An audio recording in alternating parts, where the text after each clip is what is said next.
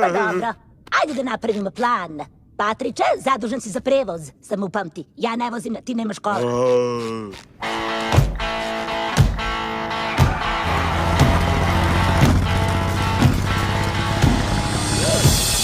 Bip, bip!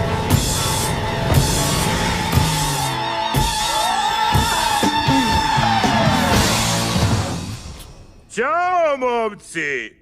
Ne znam da li ovo starudije može da vam koristi ako idete u avanturu, putovanje ili spasilačku misiju. Ali ako je tako, Boto je to što vam treba. Boto! Samo recite starom Botu gde idete i on će vas odvesti. Ukrcavajte se! Otpušteni ste! Cool! Čamac koji se sam vozi. Hvala, planktonu, baš si cara. Znam. Pa. Boto, nađi Garija! Razumem!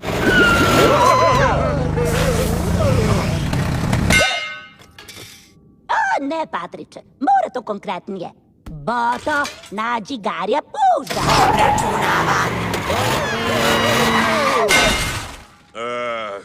Daj da ja probam. Odvedi ih u izgubljeni grad Atlantic City i ne vraćaj se nikada! Ponekad se treba izraziti figurativno. Zadovoljstvo mi je da vas služim.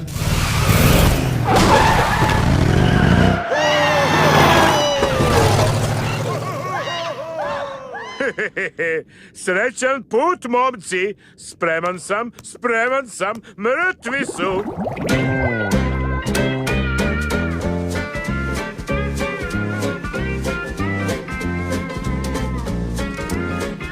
Ovo će biti kao oni filmovi o drugarima.